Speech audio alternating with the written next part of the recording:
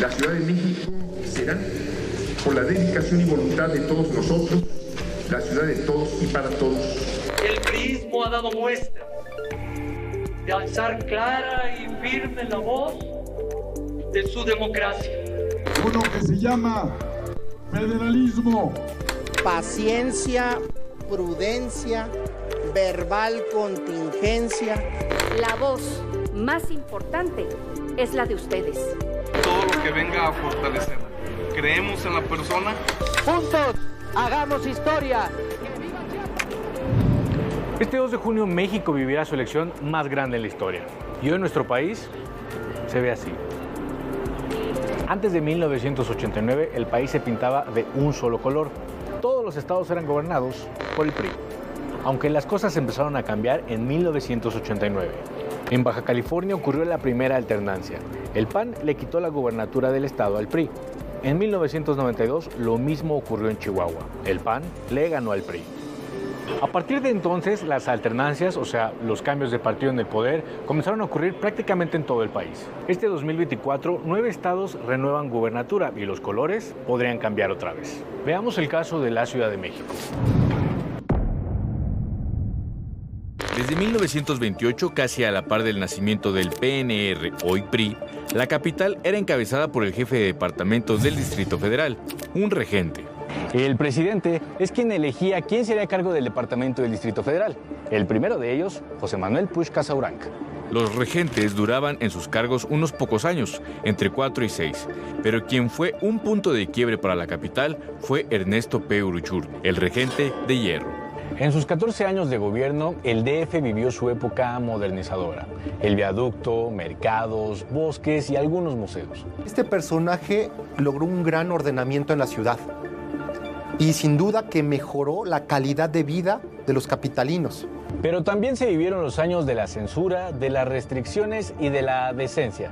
Ninón Sevilla, Tongolele, el trabajo del propio Luis Buñuel, Silvia Pinal, entre muchos otros, ¿no? El propio Salvador Novo, con toda este diálogo, este discurso de la apertura sexual, pues también de cierta forma no fue favorecido por el gobierno de Uruchurtu.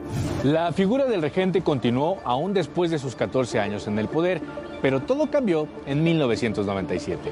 Gracias a un cambio constitucional, ahora los capitalinos podían votar por su jefe de gobierno en lugar de que el presidente lo designara. El primer jefe de gobierno fue Cuauhtémoc Cárdenas, quien buscaba un tercer impulso para la presidencial. Y es que desde entonces, la capital se convirtió en un bastión de la izquierda.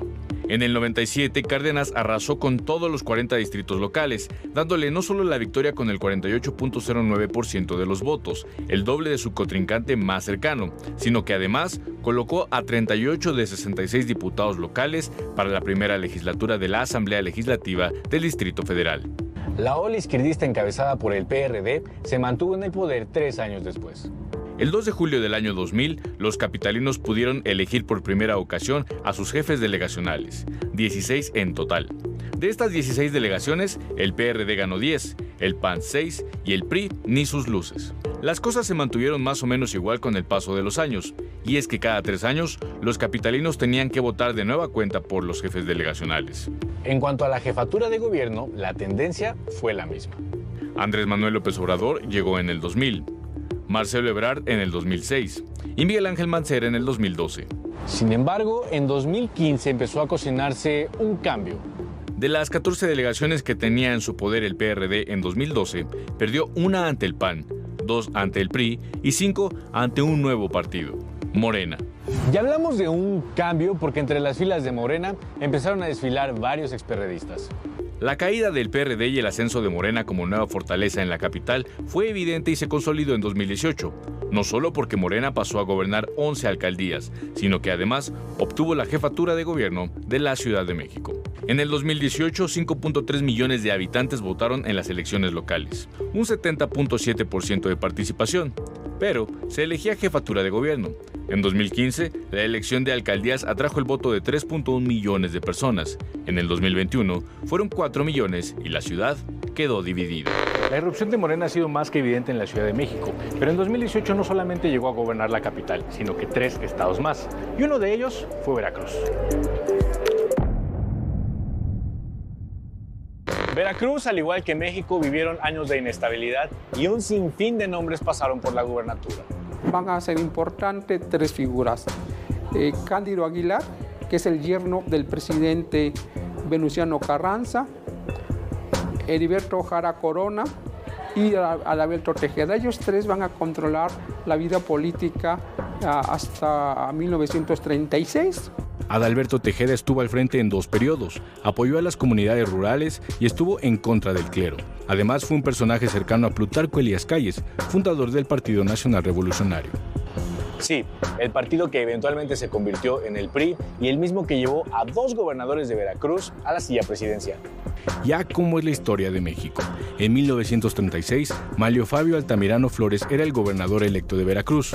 Sin embargo, el 25 de junio fue asesinado en un acto atribuido a la organización paramilitar La Mano Negra. Manlio Fabio Altamirano es un jalapeño, profesor, muy radical. Él sí era como Carrillo Puerto, como Francisco J. Mújica, hombres que han leído a Marx, que han leído a Lenin y tienen muy claro que la Revolución Mexicana tiene que ser una revolución socialista. En su lugar, Miguel Alemán Valdés fue designado para asumir el cargo. El presidente Manuel Ávila Camacho lo sumó a la Secretaría de Gobernación, que en ese entonces quien lo ocupaba llegaba a la presidencia. Y así fue. En 1946, Miguel Alemán Valdés se convirtió en presidente de México. Adolfo Ruiz Cortines fue el segundo gobernador de Veracruz con ese partido en llegar a la presidencia. Gobernó de 1944 a 1948, cuando solicitó licencia al cargo para asumir la Secretaría de Gobernación de Miguel Alemán. Años después, en 1952, fue electo presidente de México. Pasaron los años y el PRI se mantuvo más que vivo aquí, en Veracruz. Gobernadores como Fernando Gutiérrez Barrios, cabeza de la Dirección Federal de Seguridad. Dante Delgado, el hoy manda más de Movimiento Ciudadano, aunque fue interino. Miguel Alemán Velasco, hijo de Miguel Alemán Valdés, y Fidel Herrera. Creo que hizo mal uso de la hacienda veracruzana, por eso tiene que dejar a alguien que le cubra las espaldas, como es Javier Ruarte de Ochoa. El fin del PRI llegó con el panista Miguel Ángel Yunes, aunque solo duró 2 años en el cargo. El panismo duró nada en la entidad porque en 2018 la ola guinda de Morena que llevó a López Obrador a la presidencia también llevó a Cuitláhuac García a la gubernatura. Y sí, parece que la ola morenista encabezada por López Obrador le dio impulso a personajes como Cuitláhuac García en Veracruz o Rutilio Escandón en Chiapas, en donde por extraño que parezca, la fuerza política principal era el Partido Verde. En 1988, Patrocinio González Garrido se convirtió en gobernador de Chiapas. Fue acusado por su forma autoritaria de gobierno y por haber generado las condiciones que impulsaron el levantamiento del EZLN. Sin embargo, dejó el cargo en 1993 para convertirse en el secretario de Gobernación de Carlos Salinas de Gortari tras la renuncia de Fernando Gutiérrez Barrios. En Chiapas, en su lugar quedó Elmar Seltzer Marcel, quien apenas duró 1 año en el cargo y renunció apenas iniciado el movimiento zapatista. Ese año se tomó una decisión política que en Chiapas la elección local no coincidiera con la elección federal, ¿no? La elección de la gubernatura que ganó el PRI con el 50% de los votos, pero que fue muy competida ya, ¿no? El PRD tuvo el 35% de los votos y el PAN tuvo el 10% de los votos. En 1994, Eduardo Robledo Rincón fue electo. Tan solo meses después, dimitió para evitar una escalada de la violencia con el movimiento zapatista. El cargo lo asumió Julio César Ruiz Ferro, quien no estuvo exento de otro hecho de violencia. El 22 de diciembre de 1997, un grupo de 60 paramilitares dispararon contra Las Abejas, un grupo de indígenas tzotziles que se encontraban orando dentro de una ermita en Actea. 45 personas muertas, 18 mujeres, 4 de ellas embarazadas, 16 niñas, 4 niños y 17 hombres. Ruiz Ferro tuvo que renunciar al cargo y en su lugar como interino fue designado Roberto Albores Guillén. Para el inicio del siglo XXI, Chiapas vivió su primera alternancia con Pablo Salazar Mendiguchía, gracias a una alianza de 8 partidos políticos, logrando imponerse por apenas 6 puntos porcentuales al priista Sammy David David. Hoy en día, solamente un municipio, tenemos 124, solamente un municipio, que es San Andrés Larraín, justamente donde se firmaron los acuerdos en materia de derechos y cultura indígena entre el ejército zapatista y el gobierno del 96, es el único municipio donde no ha habido alternancia partidista. El PRI volvió al poder en el 2012, pero fue gracias a una alianza con el Partido Verde Ecologista de México y con Nueva Alianza, quienes llevaron a Manuel Velasco a la gubernatura. El Partido Verde Ecologista de México se volvió muy fuerte en términos de votos, ¿no? Y era el único capaz de competirle al PRI en ese momento hasta el 2018 con el fenómeno de Morena, ¿no? En 2018, Fernando Castellanos del Partido Verde y Roberto Albores del PRI y Nueva Alianza dividieron el 42% de los votos. Esto permitió que Rutilio Escandón de Morena ganara la elección con 39% de los votos. Pese a la alternancia que ha habido en el Estado en los últimos años, los que se levantaron en armas en 1994 no han visto más que retrocesos en su causa. Pero a lo largo de todo su proceso de existencia, no han habido esfuerzos de ese movimiento por participar por la vía del sistema, digamos, por cargos de representación política. Además de Veracruz y Chiapas, obviamente Morena se iba a convertir en una gran fortaleza en Tabasco, estado que vio nacer al político que a su vez le dio vida al partido. Andrés Manuel López Obrador disputó las elecciones locales de 1994 frente a Roberto Madrazo, hijo del exgobernador Carlos Alberto Madrazo. La elección fue para Madrazo con más del 56% de los votos. López Obrador acusó fraude. Y eso también provocó que la mayor parte de la población se fuera sumando a la oposición, lo que hizo que en términos electorales el Congreso empezara a tener sus primeros diputados de mayoría relativa. Este momento en Tabasco marcó un antes y un después en la historia política estatal y de todo el país. En las elecciones estatales del año 2000, el priista Manuel Andrade obtuvo la victoria por un porcentaje mínimo frente al perredista César Raúl Ojeda. El Instituto Electoral de Tabasco dio el triunfo a Andrade y la oposición impugnó el proceso electoral.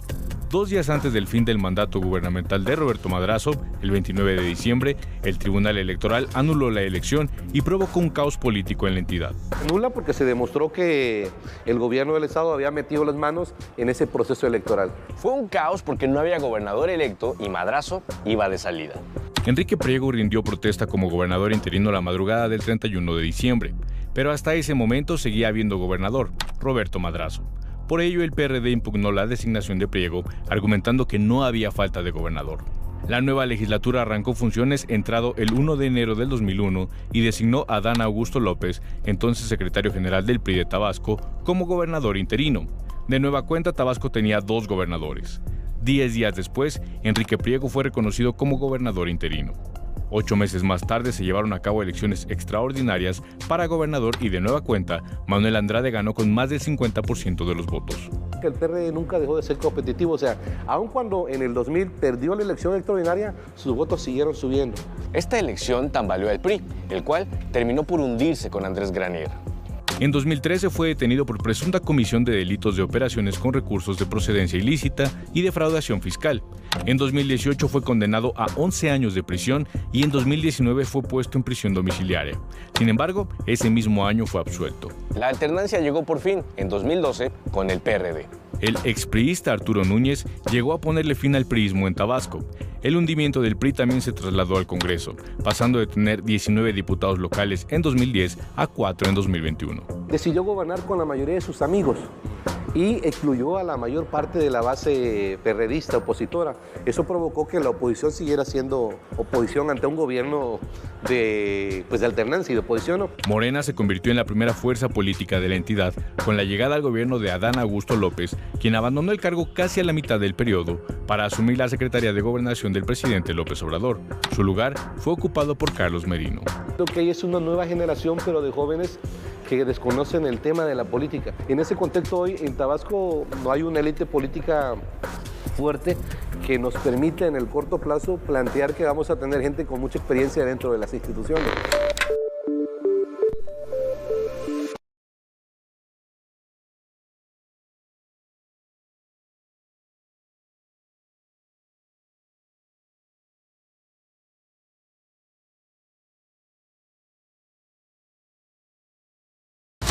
Te acompañamos todo el año.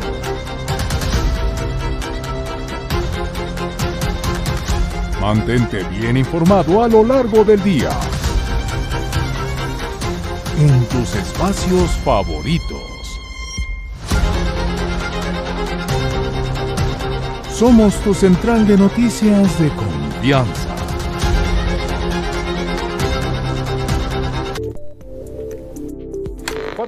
pintados en guinda en 2018, que si lo pensamos bien, podrían ser 5. Morelos ganó la coalición de Encuentro Social, Morena y el Partido del Trabajo. La reforma agraria fue muy potente en el estado de Morelos, pero fue entregar tierras a cambio de ir pacificando a los pueblos de manera gradual. Y eso le llevó al gobierno prácticamente toda la década de 1920. De modo que el verdadero restablecimiento de los poderes ocurre en el año de 1930. Vicente Estrada Cajigal se convirtió en el primer gobernador en durar 4 años en el cargo. Ahí ya estamos hablando de otra época, ¿no? La reforma agraria ya se ralentiza, el zapatismo empieza a perder fuerza en lo real, aunque ideológicamente no hay político que no se suba a la bandera del zapatismo. La estabilidad se vio mermada en los años 90.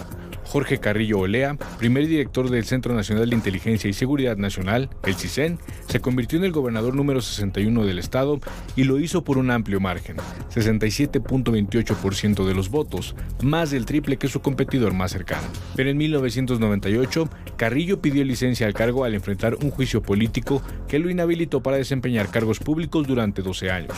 Se le acusó de incumplimiento de funciones públicas al omitir denuncias ciudadanas que vinculaban a autoridades estatales con el crimen organizado. En 2023, el exgobernador fue exonerado. Y todo eso sienta las bases para que en el año 2000, por primera vez en la historia, la gobernatura del estado de Morelos pase a manos del PAN. El panista Sergio Estrada Cajigal, curiosamente nieto del exgobernador priista Vicente Estrada Cajigal, fue electo gobernador con el doble de votos de su competidor más cercano, el priista Juan Salgado Brito. Un tropiezo del cual el PRI nunca se pudo recuperar. 6 años después, el partido tricolor quedó como tercera fuerza política. El panista Marco Adame ganó la gubernatura. El PRD quedó como segunda fuerza con los votos obtenidos por Fernando Martínez Cue. Para el 2012, el PRD se convirtió en la primera fuerza política de la entidad. Graco Ramírez obtuvo el 43.2% de los votos en alianza con el Partido del Trabajo y Movimiento Ciudadano. José Amado Orihuela, del PRI Verde y Nueva Alianza, quedó en segundo lugar. Curiosamente, Graco Ramírez había sido uno de los políticos que más luchó para destituir a Jorge Carrillo Olea a finales de los años 90. Entonces él se montó sobre esa lucha de la sociedad civil para poder llegar a la gobernatura. Pero la fuerza perredista duró poco. En el contexto del nacimiento de Morena como partido político y la división de apoyos, el cambio de poder se dio en el 2018. Y es que el Partido del Trabajo salió con Morena y Encuentro Social para lograr el triunfo de Cuauhtémoc Blanco con el 52.6% de los votos. Eso es a consecuencia de que en Morelos hay tan poco desarrollo económico que no hay élites empresariales que puedan reclamar la bandera de en este territorio mandamos nosotros. Esto también responde a la diversidad y alternancias que ha vivido Morelos y a nivel municipal, con municipios que han tenido hasta 6 partidos en el poder. También a nivel estatal, que ha vivido 3 alternancias en lo que va del siglo XXI. Estamos hablando que la población vota de manera muy diversa, vota castigando más que premiando, precisamente porque la transición les ha resultado un acto fallido. En esas mismas elecciones, Puebla se opuso a la llegada de Morena en las urnas. Sin embargo, la historia cambió tanto que a final de cuentas, Morena llegó al poder. El último gobernador priista fue Mario Marín, conocido como el Gober Precioso, por cómo se refirió hacia él Kamel Nasif en una especie de felicitación por haber detenido a la periodista Lidia Cacho, quien investigaba una red de pornografía y prostitución infantil en Cancún. Mario Marín fue enviado a prisión acusado del delito de tortura en contra de la periodista. El fin del priismo en Puebla llegó con Rafael Moreno Valle Rosas, nieto del exgobernador Rafael Moreno Valle. El panista buscó la candidatura a la presidencia en 2018, pero la aspiración quedó en manos de Ricardo Anaya. Eso no truncó su carrera política al ser designado senador plurinominal, ni tampoco la de su familia. Marta Erika Alonso, su esposa, ganó las elecciones del 2018 por 4 puntos porcentuales a su más cercano contendiente, Miguel Barbosa. El 24 de diciembre, Marta Erika Alonso murió en un accidente aéreo. Con ella viajaban otras 4 personas, incluyendo a su esposo, Rafael Moreno Valle. Todos murieron. El carácter tan fuerte y tan autoritario de Rafael Moreno Valle tiene como consecuencia también que no crezcan el resto de componentes del gobierno, ¿no? Y la consecuencia es, oye, parece que no hubo morenovallismo en Puebla, ¿no? ¿Cuál es el grupo que hoy podríamos decir, oye, ¿y cuál es el único grupo que parece que sí existió después de tiempo? El de Bartlett. Manuel Bartlett, quien fue secretario de Gobernación de Miguel de la Madrid y secretario de Educación Pública de Carlos Salinas de Gortari, gobernó Puebla de 1993 a 1999. Luego del accidente vinieron meses tumultuosos en Puebla para organizar una elección extraordinaria y elegir al perfil que gobernaría por el resto del sexenio, perfil que sería ni más ni menos que Miguel Barbosa. Barbosa ganó la elección con más del 11% de ventaja sobre su competidor más cercano, el panista Enrique Cárdenas. Ahí me parece que había la posibilidad de que hubiera algo distinto, ¿no? Pero con lo que hay con Barbosa es venganza, ¿no? Es venganza un poco con un estilo ranchero y demasiado caciquil, ¿no? de gobernar. En diciembre de 2022, Barbosa murió a consecuencia de un infarto y a 3 años de haber asumido el cargo de manera extraordinaria. De nueva cuenta, el Estado tuvo que buscar a un perfil sustituto, esta vez nombrado por el Congreso.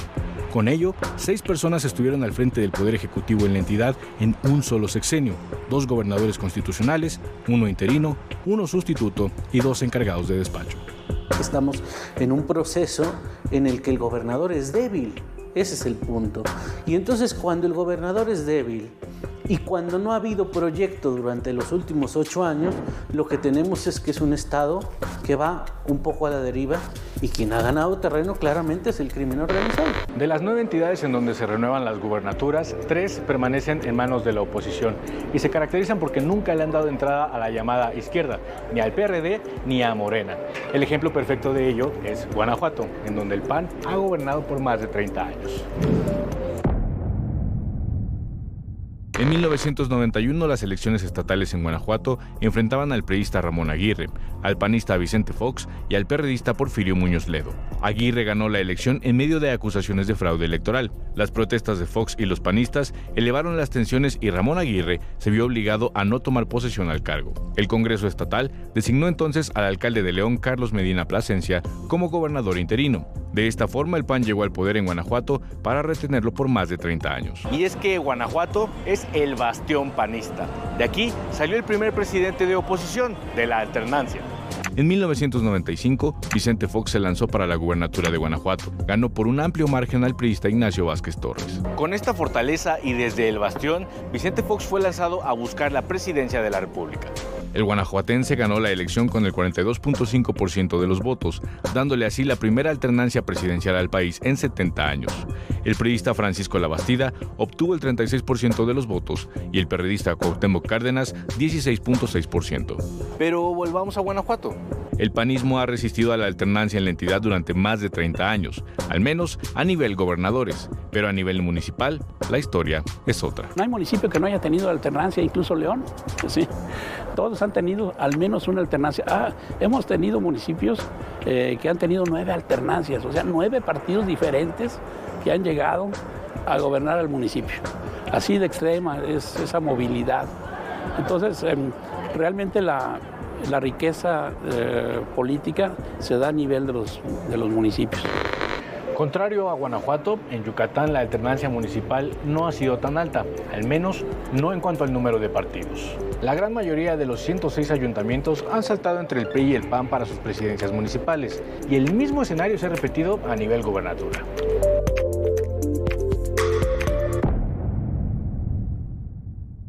José González Beitia, primer gobernador seccional del estado, renunció al cargo debido al apoyo de Miguel Alemán en favor de Tomás Marentes.